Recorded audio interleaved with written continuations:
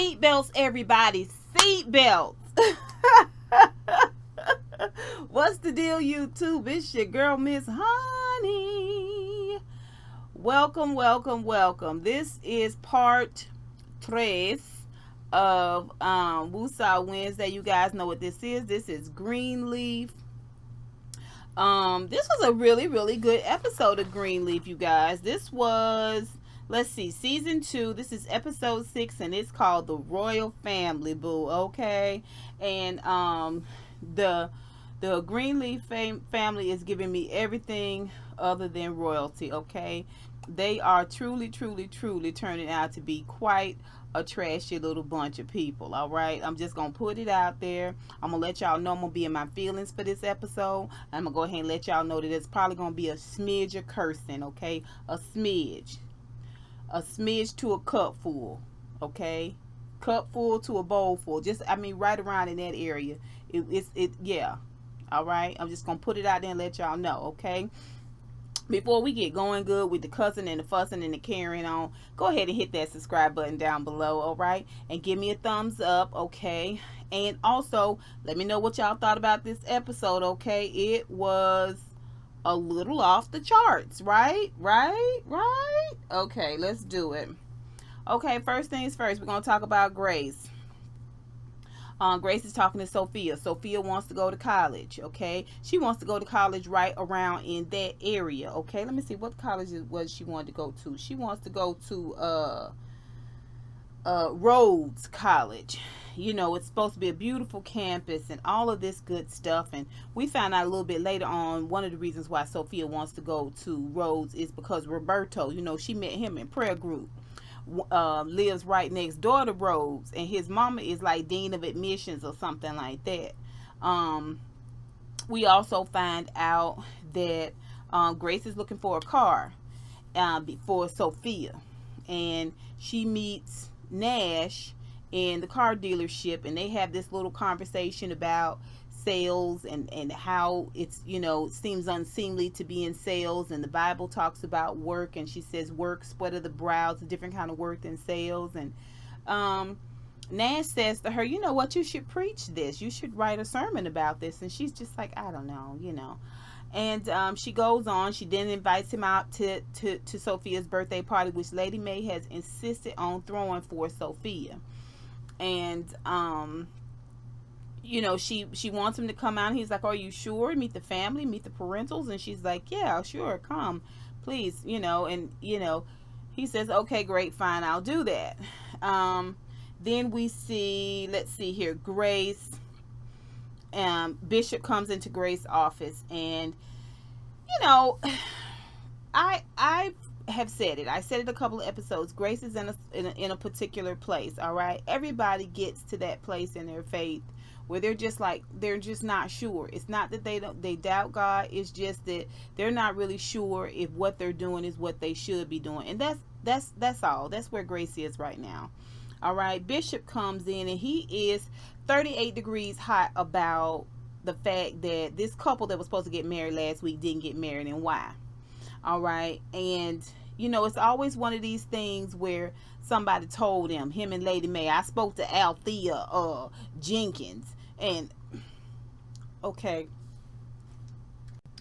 I spoke to Althea Jenkins, and she told me about the couple and the wedding, and why didn't you tell me? And how did you mess this up? What did you do, Grace? First of all, you and Althea Jenkins can both. Okay, both of y'all. Okay, y'all can take turns. All right? Pull straws to see which one of y'all can go first. All right? Yeah, I mean, he just is so aggressive towards her.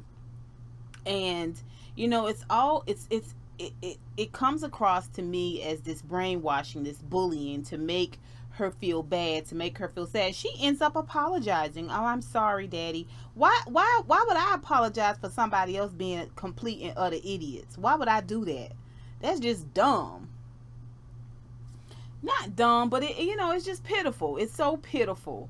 And so Grace apologizes, and then she says, you know, I want to bring somebody to dinner. You know, she's just letting all of these arrows roll off her back. She's almost acting as though she deserves to be talked to and be treated this way. So when she said she wanted to invite somebody to dinner on Saturday, this her own daughter's birthday party now. This her own child's birthday party. And she got to ask her daddy for permission to bring somebody. This is the kind of bullshit I'm talking about. This is what I'm saying. It's stupid. It's unnecessary for people to live their lives this way. You know, bound up. You know, according to other people's agendas, ideas, traditions. It's crazy. Anyway, you know, he said, oh, we were wondering, me and your mother was wondering when you gonna get back out there and get, you know, saying, Grace, get your stuff, pack up all your stuff and your baby and get as far away from these folks as you possibly can. No good can come of being here, Grace. That's my opinion. Anyway, the Lord gonna use you, Grace. He can use you anywhere. Oh, let Jacob have them idiots. Anyway, so she tells him who she's bringing, and he is like that schmear manga. I know, and he says he gonna think about it. He goes on about his way to think about it. Later on, he comes back and lets her know, your mother said no, and I said no too. I didn't defend it. You know, you can't think of any better way to live your life. You can't think of any better friends to have. I mean, he just again goes into this whole berating thing that he does, and you're not even catching yourself talking to your own flesh and blood, your own child like this. You don't even see that you browbeating the hell out of your own daughter, whom you call your favorite.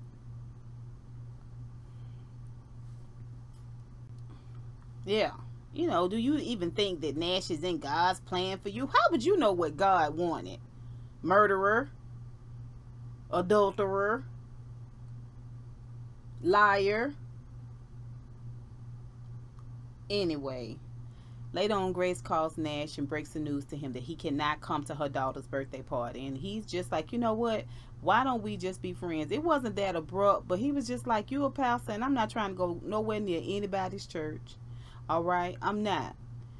We on two different paths. Why don't we just be friends? And she's just like, okay.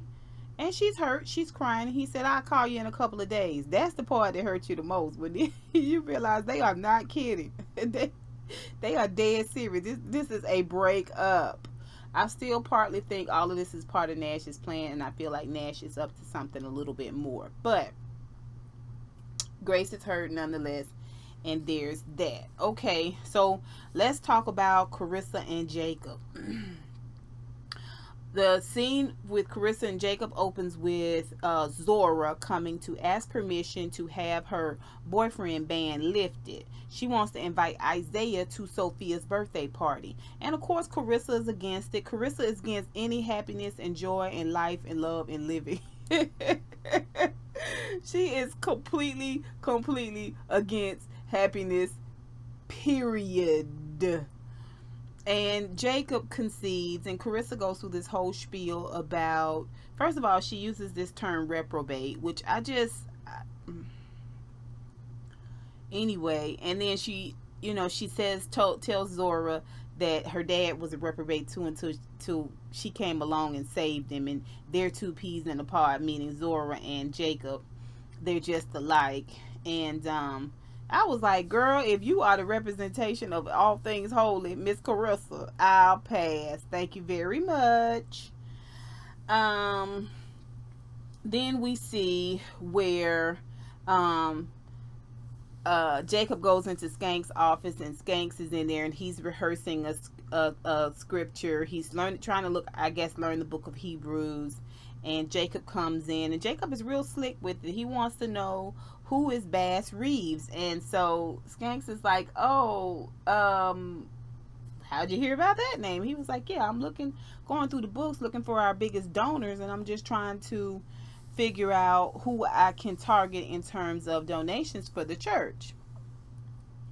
And he's like, oh, aren't you just so clever? Aren't you just the most industrious individual? And he takes that little pimp walk over to the door, the office door, and closes it. And you know what I'm saying? Like, I felt like after he took that little pimp walk, I really didn't feel like Jacob needed to hear anything else from him at this point, because at this point, that whole walk said it all. Like, Skanks is so so unseemly to me. If his character turns out not to be unseemly, I'm prepared to be wrong about it, but he played it very, very unseemly. Let me just say that. So he begins to try to tell Jacob who Bass Reeves is, and he pulls out this card game and he does the shuffle, the clamshell game. Where is the ace of hearts? And it's nowhere in the stack. Basically, it's a con game.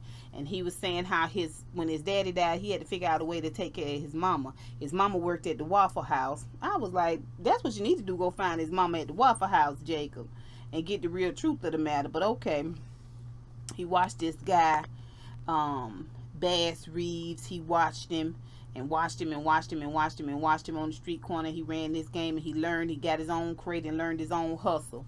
And he been doing card game hustles. Well, now he's modified it like a lot of people do, real slick people do. They modify the bull crap they doing in the world. They modify it for the church. The same pimp game, what you not pimping the same way. In other words, what you marketing, what you pimping out there is not necessarily a woman you pimping the people. But I digress. Anyway, so he tells him that he plays this high stakes card game, and he takes the money and he turns it into the church.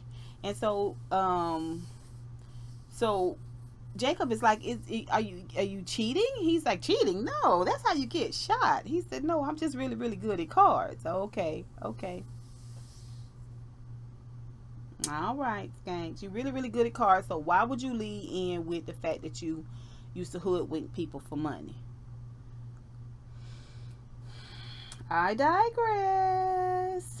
All right, so Skanks lets on. Hey, did Tasha? What brought all these questions about? Tasha talking to Carissa and Jacob's like, yeah. So, they get all this settled down and go to the men's Bible study. And when they come out the men's Bible study, Skanks asks Jacob to come to the card game. And he's like, I don't know if I want to do that. Now, first of all, Jacob, you ain't got a pot or a window. The window you got, you can. You got to keep open because you ain't got no electricity to run your air. So what are you talking about? I mean, why would you try to get involved in this? Why would you don't have enough money to participate in these types of things. So Skanks checks his phone. He's supposed to check his phone. Oh, we looking for a place. Can we use your place? And so he was like, I got this party. Well, if you can't do it, I understand you can't do it. He says, no, it's work related, right? Yeah, it's kind of work related. All right. Okay, so he decides to let Skanks and his boys come and gamble at his house while Carissa is at the birthday party with Zora and their little boy.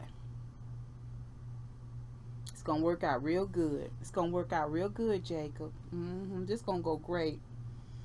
Okay, so later on, after this they're playing this poker game at Jacob's house, and I'm talking about they paying for like tens of thousands of dollars. Okay, Skanks cleans up. He puts a Bible reference on everything. Everything's got a scripture attached to it or a Bible reference. It all seems so legitimate. And the thing about it is, when somebody wrapping you up and tying you up real nice and real neat into these bows of trickery, you know what I'm saying? These are the tangle webs that people weave. Okay, they weave them all around you, and before you know it, you in a whole pot of mess. You in a stew of bull crap, because this what they do for a living. They talk fast, they talk slick, and by the time you collect yourself and remember where it was, you realize there was never ever an ace in the stack anyway. So they count out the money. He's saying we're gonna put this money in envelopes and different names and keep it moving, keep it shuffling. But isn't this wrong? Isn't it wrong? How is it wrong? It's not wrong because we turning the money into the church, and it's not wrong because we're not idolizing anything. God is one guiding us to make this money. So Jacob is like, yeah, all right. Later on, Carissa comes in from the party, and Jacob is looking up this Bass Reeves. Turns out he was like this old gangster from the 20s or something like that. And She's a little thrown off. He gets up and walks off, and she puts the chair up under the table and finds $100 bill that Skanks has dropped. Now, that's very, very convenient. But she, of course, she's suspicious now. I will have to tell y'all this. The whole time that Skanks and Jacob was in Skanks' office, and Skanks was talking to Jacob, and he kept doing his hands like this right here, I was like, oh, that is the sign of a crook. Let's move on, you guys. Let's move on to Bishop and Lady Mae. So the first time we see Lady Mae is she goes into Charity's office, and she wants to talk to Charity about what happened during the divorce negotiations, okay? And Charity is just like, I don't really want to talk about it, you know, it's no big deal. Well, she is full on. She has full on got the pressure on Charity. Okay, she goes into Charity is no match for Lady Marmalade. Okay, believe me when I tell you that Charity is no match for Lady Marmalade. You know, she said, what is going on? What is going on with Kevin? I don't understand. He wants so custody, Mama. And Lady Mae says, never. And she says, oh, not really. He's just angry. I don't know. I'm so confused. I can't think. And she gets up and she goes, did he cheat? No. Did you? No. Is this about Jabari? No, Mama. Remember, I'm the good daughter. I'm the good sister, remember? Lady Mae then goes in deeper, baby. She got her where she wanted. She frustrated. She's upset. You know what I'm saying? Pretend to be her friend. Pretend to be her mama. Pretend to be her first lady and woo her on in, baby. And by the time Charity realized what's going on, she done told Lady Mae that Kevin is gay. Next, we see Lady Mae busting in the Bishop's office. Kevin is gay. Not even thinking the secretary is underneath the desk supposed to be adjusting Bishop's Wi-Fi. And he is like, what? Kevin gay? What are we doing here? What is happening? I'm not, are you sure? And she's like, Charity just told me out of her own mouth. I mean, it was wrapped in all of these suppositions and innuendos and things of this nature, but it all boils down to the same. He is gay. I want him out of our home. I want him out of our church. I want him out of our daughter's life. He said, wait. They have a son together. Let's not forget about little Nathan. And she's like, listen, I don't want to open us, Mae, up to all these legal allegations. All right, we can't just up and fire people. All right, so Mae is just like, and he tells her, he said, I don't have time for this. I can't even wrap my mind around this right now. I got my own situation going on. Well, what's going on? Of course, this is where they have the conversation about Grace and everything that's happening with Grace. And Grace wanted to bring Nash to Sophia's birthday party. And when Bishop comes out to tell Grace, he's like, your mama said no. All right. Then we see Lady Marmalade, and she's getting everything together for the party, and all it's all beautiful and everything is going on, and Marisol is running around like a chicken with her head cut off. She sees Kevin, a word, a moment. Can I tarry your time for a moment? He comes in, and she goes in with her typical Lady Mae bull crap, okay? And she wants to know, she wants to tell him, you know, all of these different things that he is just standing there, you know, like, I don't understand. So she starts talking about negotiations and generosity and dirty laundry. It's really just a veiled threat to let him know. Either you roll over and take this as swiftly and as stiffly up the bottom as you possibly can for my entire family, or we will drag you and your good name through the mud. That's basically what she was telling him. Don't fight us. Don't try to get custody. Don't try to, you know, fight in any kind of way for your rights, the rights of your son or anything, or we will expose you. It's horrifying to realize that you have been living in a house with people and working for people who are this horrible and this cruel And this unchristian, like ungodly. It was a horribly ungodly thing to do. I'm so ashamed. I'm so ashamed of these fictional characters. So he was like, yeah, I got it. I got you loud and clear. Then we see the party has started, and in comes Carissa, and Carissa's got the little wee baby, and she's got Zora, and it's all kisses and hugs. And where's Jacob? And just as I figured he wasn't coming, this is what the daddy say, Bishop say, and Carissa's like, no, he had a work thing, and Lady Mae's a work thing. He works for that scam artist Skanks, and he doesn't have a church, a work thing. What kind of fraudulent, she just the shadiest. Okay, every opportunity she gets to get on top of that swing underneath that shade tree, baby, and kick her legs and rock and roll and go as high as she possibly can into the sky of shadiness, that is exactly what she does. Okay. I don't know where she gets those suits from, how she is able to hide that pitchfork and that forked tail underneath those skirts, but somehow she manages to do it. Later on, after the party, Charity goes to talk to Lady Mae, and she says, I will not let you guys fire Kevin. I will not let you guys fire Kevin. Well, I have no intentions on doing so. I'm not gonna let him do it. He's the father of my son, and I'm not gonna let you do it, Mama. And y'all did this to the choir director, and I still feel bad about that. No, ma'am, you did that to the choir director because you didn't even bother to fight for the choir director, and then didn't even have the nerve to go by and see the doggone man. So Marisol is walking by with a thing of flowers. And Lady Mae takes the flowers, and she says to Marisol, let me have that. This is just the smallest. In prior to this, she had told Charity. She told Charity, she said, you have to see it from my perspective. I'm trying to look out for the family, and you need to look out for the family too. So when Marisol walked by with those flowers, she said, let me have those flowers. I'll just find something to do with this. They truly are the runt of the family. And then she paused for a minute. I'm like, Charity, bitch, she is calling you the runt of the family, girl. Yes, ma'am. She is calling you the runt of the family, girl. Can't you hear that? Can't you hear that shade? And Charity is just like, I don't know. And then she says, remember, it's all about the family, and gives Charity the flower and walks off. I'd have took that flower and wound that joker up and bashed her in the back of her skull.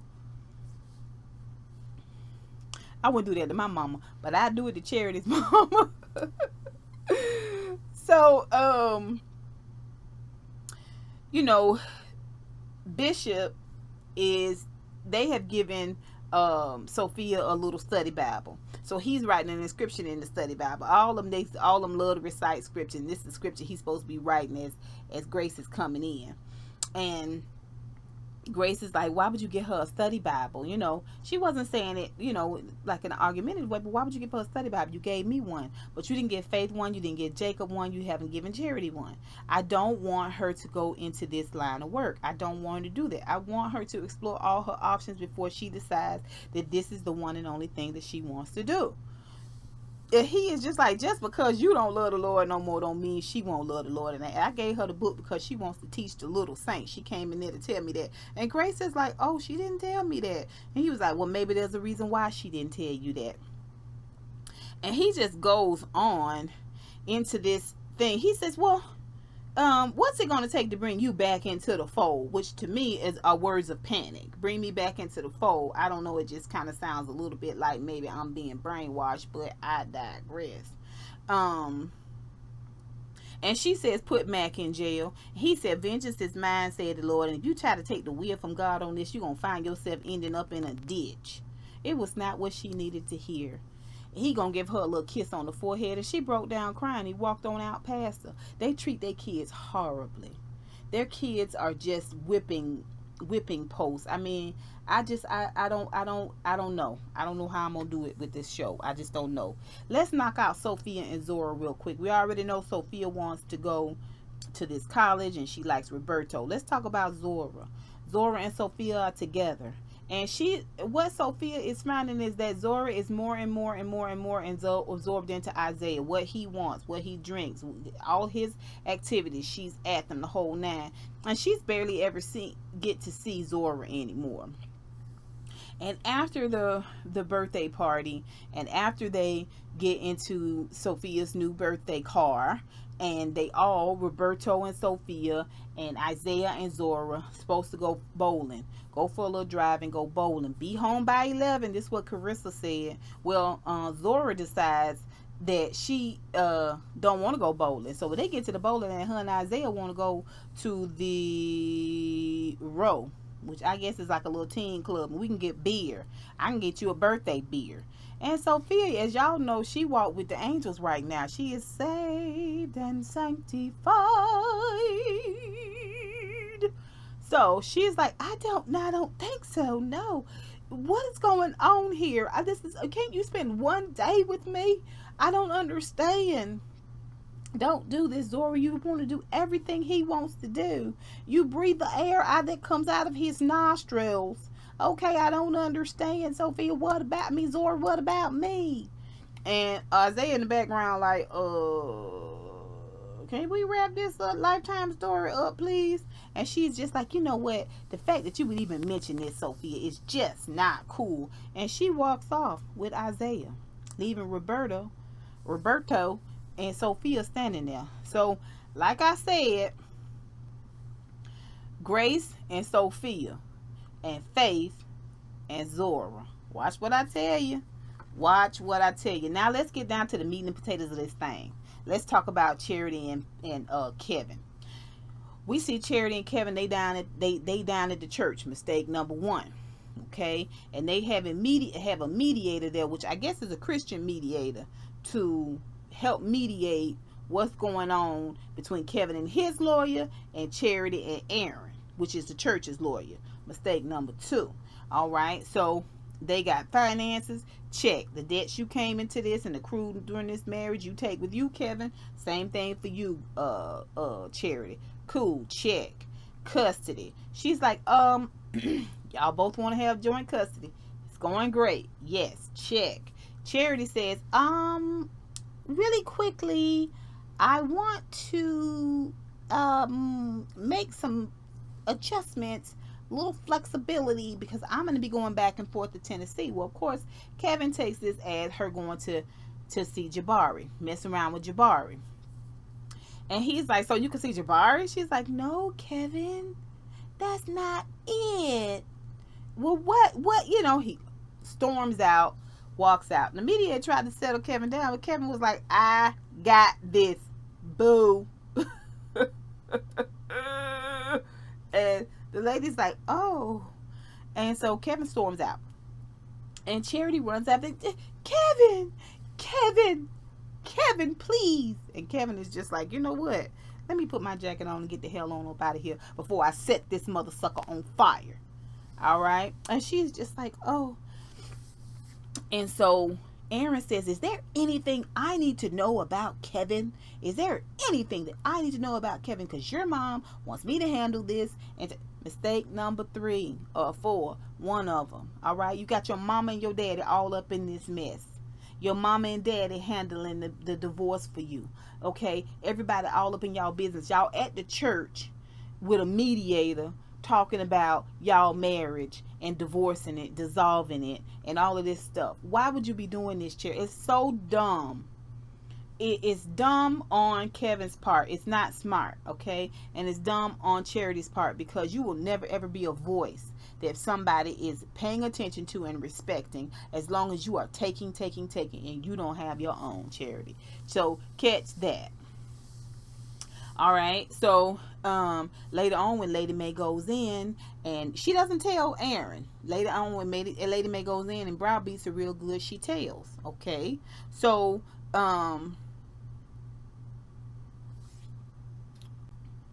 So later, after the thinly veiled threat from Lady Mae and all of that, we see Kevin and Charity back at the divorce table. And he is apart from the group now. He is in the forefront. He's got his back to his lawyer, the mediator, Charity, as well as Aaron.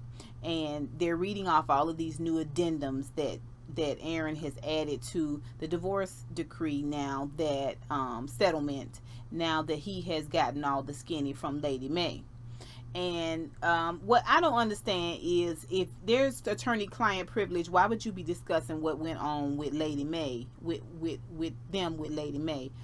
But okay, why are you letting Lady Mae dictate? But okay, anyway, so there's this whole addendum now that he cannot do anything legally against the church if he is fired for any reason. And so he's just like, you know what? And the horse y'all rode in, I gives a damn. I gives a damn. Let them have whatever they want. Let them have whatever they want. They want the blood from my veins. You want a kidney? Huh? You want my heart? What else? What else do you want? You can have it all. I don't give a damn anymore. And he gets up and he's just like, you can have whatever you want. Walks out. Charity is right behind him. Oh, Kevin, wait. Kevin, wait. And he's like, you told your mama? And she was like, oh, and